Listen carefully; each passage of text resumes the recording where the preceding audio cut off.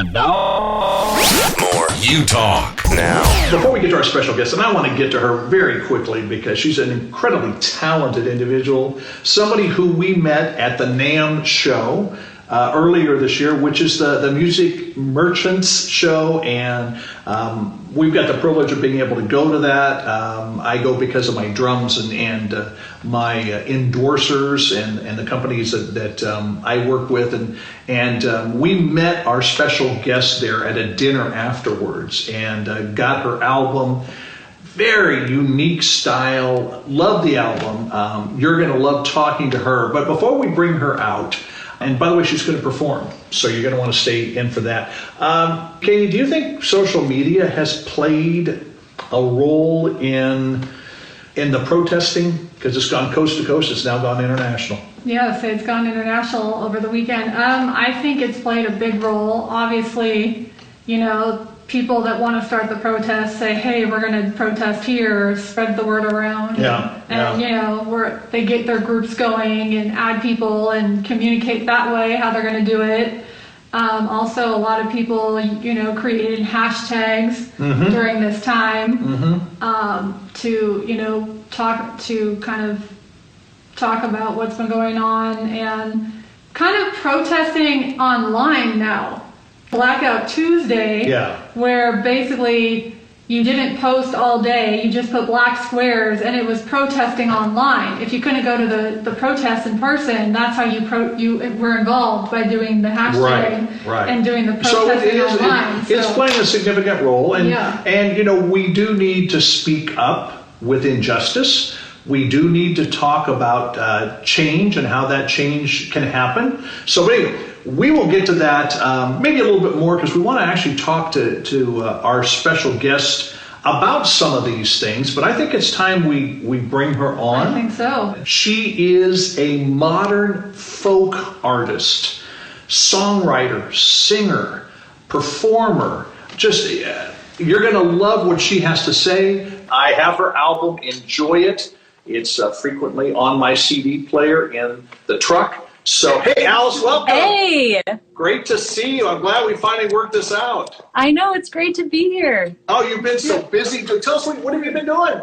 Oh, man, it's been an interesting ride the last couple months, as I know you guys, I'm sure, can relate. We're all kind of on our own journey here, but I've been trying to stay busy doing as much online stuff as I can, keeping in touch with people that I care about. I've been writing a lot. I've been, trying to plan for the future. It's kind of tough to do that right now when we don't know when we can get back on the road, but as much as I can, kind of looking ahead. So it's been an interesting time. I'm lucky to have somewhere safe to be and, just have my guitar. So, hey. I'm all right. In some ways, I feel like us, writers and people that create things, I feel like there's actually a really beautiful potential for creation during this time. So I'm grateful for that. And then for those of us that are percussionists that back people up like you, I've got to get busy because it's time for me to replace all the heads on one of my drum kits. So that's going to be a job. And it's kind of like I keep avoiding it going, I got to do this, got to do this, got to do this. I know. I've been changing a lot of strings too. You're not alone. Oh, okay, good. Hey, you were on a telethon back in April. That's kind of how we met was through Rock Cellar Magazine, Rock Cellar Records. Yeah. So I got hooked up with The Tribe, which is the group in LA that does tons of amazing work for charity. It's a group of musicians and activists and writers and, mostly musicians who come together to perform usually cover band concerts, like the ultimate cover band. That's usually the vibe of the concerts. Just the resume of the collective group is like too long to even ever begin discussing. So it's like altruistic musicians who do really good work in LA, usually supporting, organizations that help the homeless and things like that. So I got hooked up with them through Freebo, who is my good friend, musical cohort. Freebo played bass with Bonnie Raitt for a long time in the 70s and has played with many, many other wonderful artists. And he produced my most recent record, which came out last year. So he and I began working together, and when I moved out to LA last year, he connected me with all of you, with the tribe. So Oh, nice. that's the story. Bass player, and I want to play with him sometime. In fact, maybe I can play with him and back you up as well. Yeah, I mean, you drummers and bass players have like a cosmic mental connection. There's this connection that nobody can understand, And there's an even greater connection with drummer to drummer, Yeah.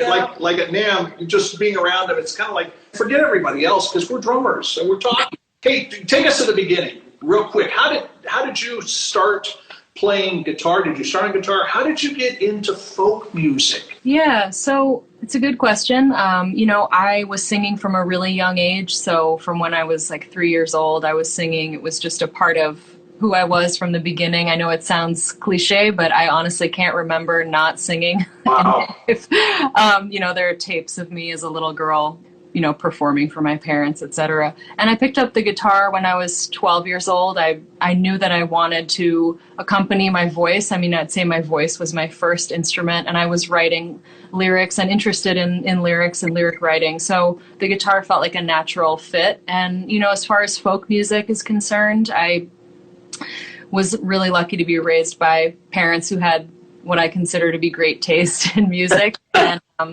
they are, product of the 60s, and they introduced me to, not only artists like Joan Baez and, the songwriters that I love that all happen to come from Southern California, it seems, like Joni and Jackson, Bonnie Raitt. And then also I love the blues. I love Taj Mahal. I love Muddy Waters. I love, kind of a mixture of roots music, Americana, whatever you want to call it. I feel like, folk is interesting because it encompasses a lot of styles. It's, when I go to this conference, it's called Folk Alliance International, which is actually where I met Freebo.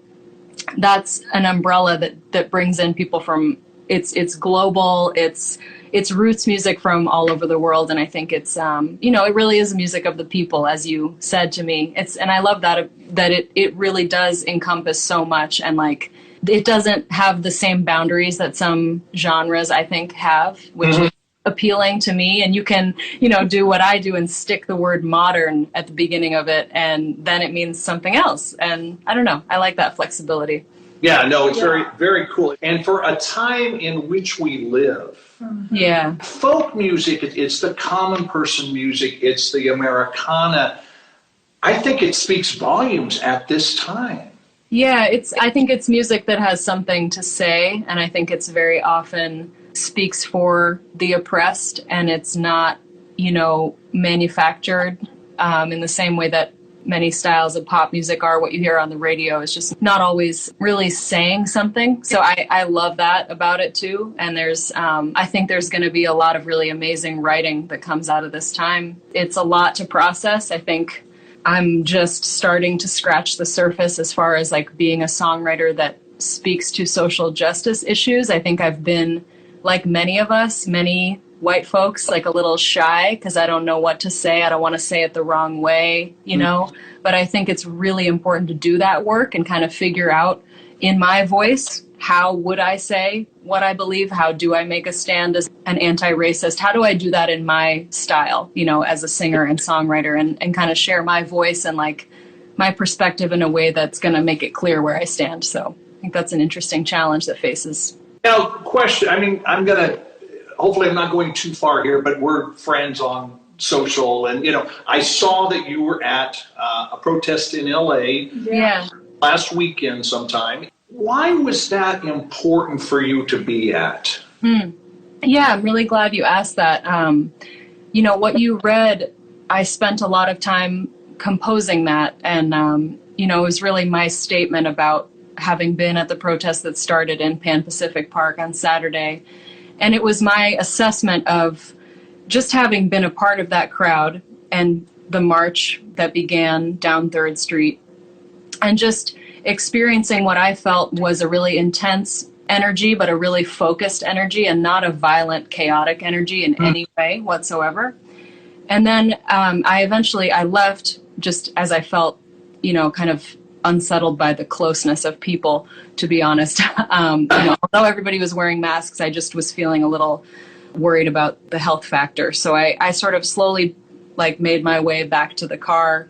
And, when I heard on the radio that it had gotten violent, I was just really stunned. And I sort of realized something firsthand that I had never fully gotten before, which is that the violence and like the rioting and the looting that sort of takes over the narrative is not the purpose of the work that the people out there on the street are doing. Yes. Yeah. And it takes over the narrative and it twists the narrative. And then you kind of have to ask the question, like, who are we to say that, I wrote about the word violence and how I think that to use the word violence and be like, look at the violent protesters, when really what they are protesting is violence done to Black people. That it's like a very sick twisting of it. And it's making it look like the destruction of property is more important than the destruction of human life. So it's just been an interesting few days for me, like for many white people who want to be better allies. It's been an interesting time of really being like, how do I do that better?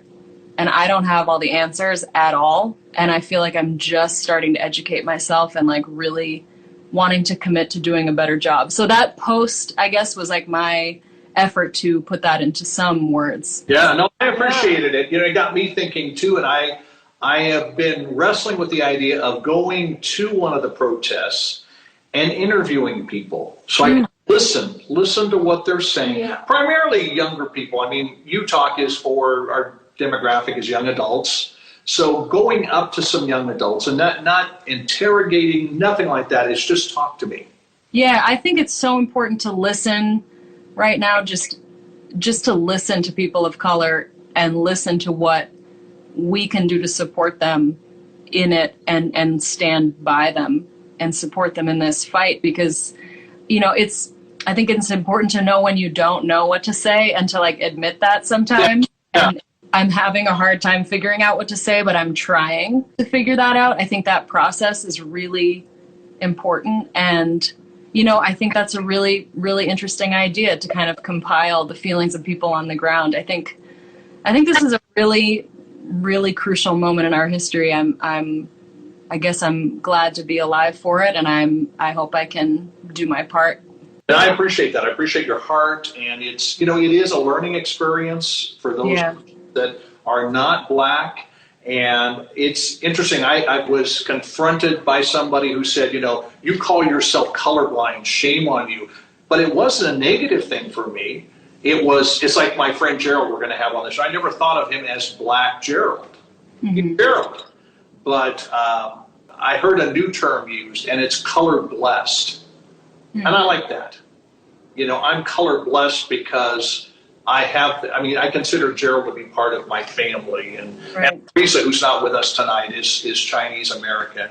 So it's, if we can learn to appreciate one another, where does music fit in with the COVID and the national unrest that we're dealing with? I mean, you have a powerful tool. I mean, with my drums, I can support somebody like you. I don't write lyrics. I'm not a singer. I play a lot of different styles of music. But for somebody like you who has this powerful tool to communicate, how does this fit in? How can this be used in what's going on? It's kind of a broad question, I know. But that was a big one. Yeah, I mean, listening, like I said, reading what you put on social, I thought, man, there's a lot of depth there. You've been chewing on this. Thank you. Yeah. Wrestling with it, and I appreciated that. Thank you. I just think, I've heard the word colorblind thrown around. I guess I just real quick on that. I just struggle with that term because as if to say that, like, I don't see the injustice almost. And I know that's not what you're saying at all. But it makes it sound really, like, sweet, and sort of, I don't see the differences. And I feel that. Like, that's a beautiful sentiment. But I think there's a lot more there that I guess I just don't think it's enough to say that you don't see the differences, because I think there's real change that has to happen. Oh, absolutely. Yeah. And I know you're not saying that. I guess I'm trying to figure out where I fit into it. And as a musician, definitely think I have a unique tool. I think artists and musicians are uniquely aware of how we all kind of stand on the shoulders of those that came before us. Like, everything that I do is a conglomeration of like all the music that I grew up listening to, and that's Black artists and white artists and all of like the mixture that is American music, and kind of that makes me who I am. So I think we have like a really beautiful universal way of maybe sharing something healing, or maybe something that reveals some truth. I think I absolutely feel blessed to have the tool of music, and like the gift of music, to be able to share myself and my story, and hopefully it resonates with others. So yeah, no, I think it's amazing, and it's awesome that you want to use that tool. I mean, it's like us with this platform. We have this platform, not just on Instagram Live, but I mean, we've got, with our radio show, listeners in 109 countries, and I want to use this to influence in a positive way. Yeah. I think it's great what you guys are putting out there with the hashtag and like the challenge of being kind, and I think that's really, really great. It's really sweet. Well, thank you. Yeah.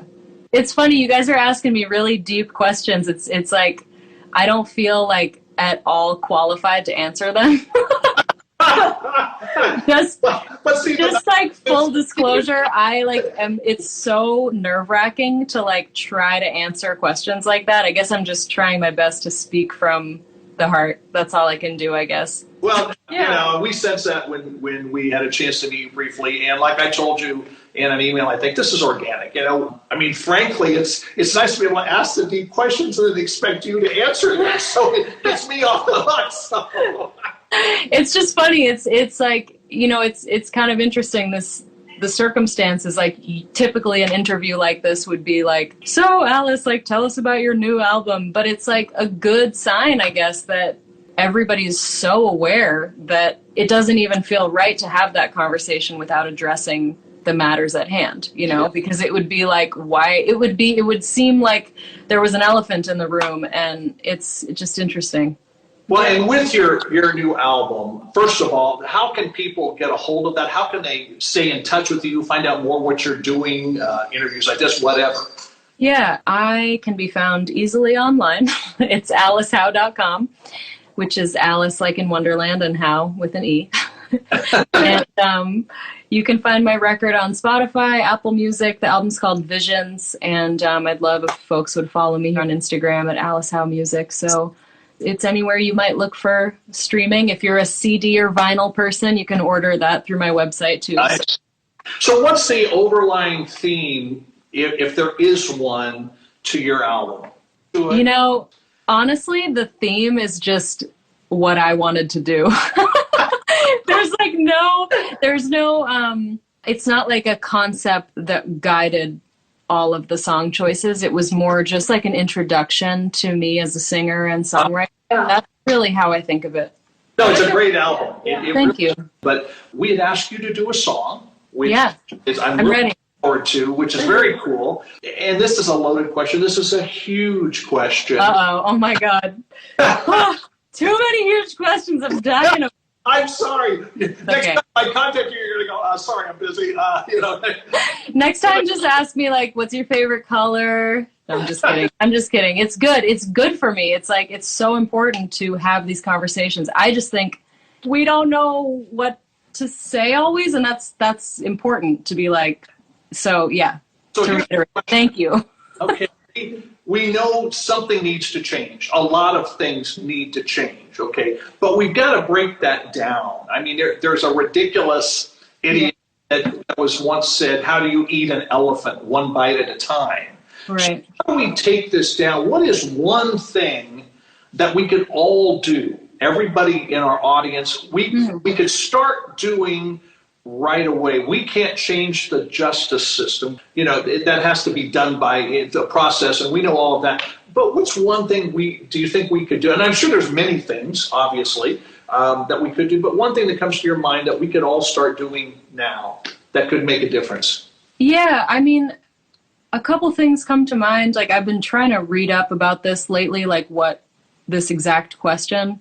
And I think number one is figuring out a way to make it really clear where you stand to your family, your friends, the people that follow you maybe. I think that is a really important act to just state I am an anti-racist. I am like committed to doing better, and I think also educating ourselves is really important, and that's going to mean reading and watching and listening and following different people. And that's been my work the last couple days, because I feel like really ignorant in some ways, and really, you feel what you feel and you know what you know, but like you kind of have to get outside your little orbit to start to really take in like maybe a bigger perspective, a different perspective. So that's going to be my effort. I'm going to be reading and, and listening. So Good. Thank you. No, I appreciate that, because I'm tired of hearing about problems all the time. I want solutions. Yeah, I think we all need to educate ourselves. And I think there's a lot of ways we can be involved, so. Absolutely. Well, hey, time for a song. Yeah. Okay. Totally not related to the conversation that we've been having, but is from my newest record, and maybe offers a moment of peace. It's called Still on My Mind.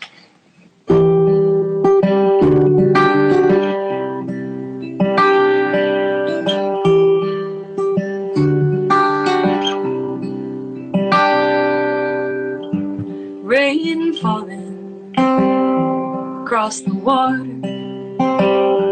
mist is rising on the mountainside. Leaves are blooming in the ash tree. Robin's looking for something sweet.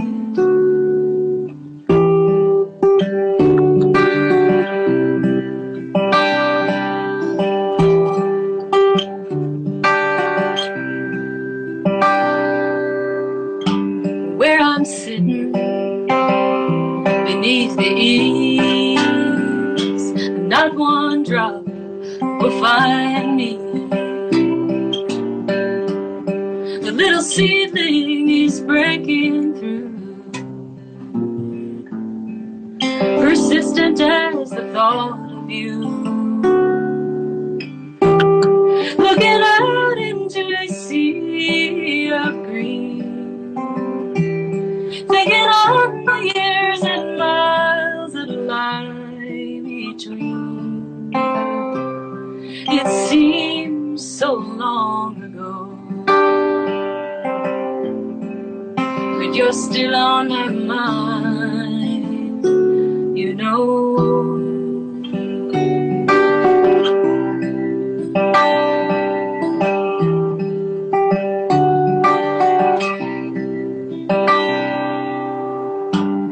I go walking through the trees, the water dances over stones. The April morning is clean and new, but a breeze has brought the thought of you.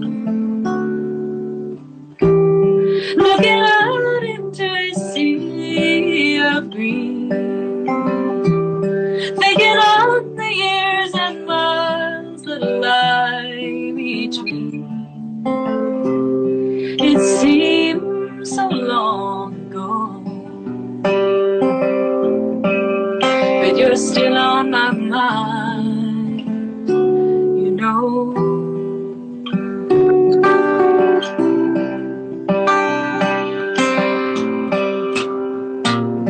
I sat down by the riverside, feeling I could drink it dry, and still I'd not be satisfied.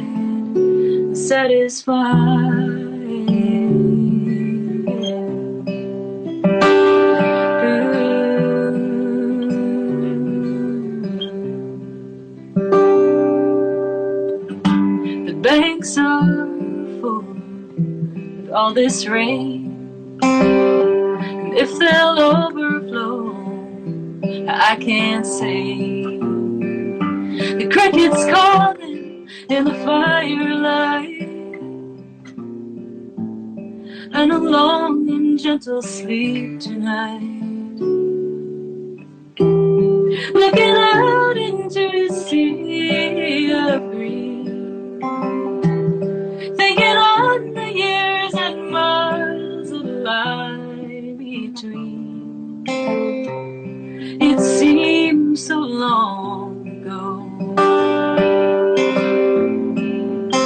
you're still on my mind. Yeah, you're still on my mind. You know.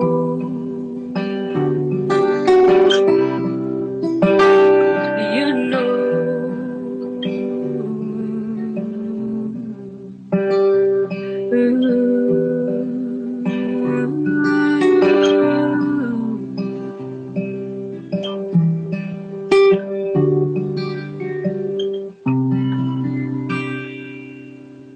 Nice. That was great. It's an awesome song. Hey. Perfect for this time. How do people stay in touch with you, get a hold of your album? Yeah, folks can find me at my website. It's alicehowe.com. I've got my record and my EP from 2017, You've Been Away So Long, as well as my new album, Visions, are both on Spotify and Apple Music and anywhere else that you stream music. And love if you'd follow me on Instagram. It's Alice Howe Music. That's the story. Thank you for taking time. Thank you, guys. Thanks for asking my questions. I appreciate it. Oh, great to have you. Take care of yourself. Okay, you too. Bye. This is U Talk Radio.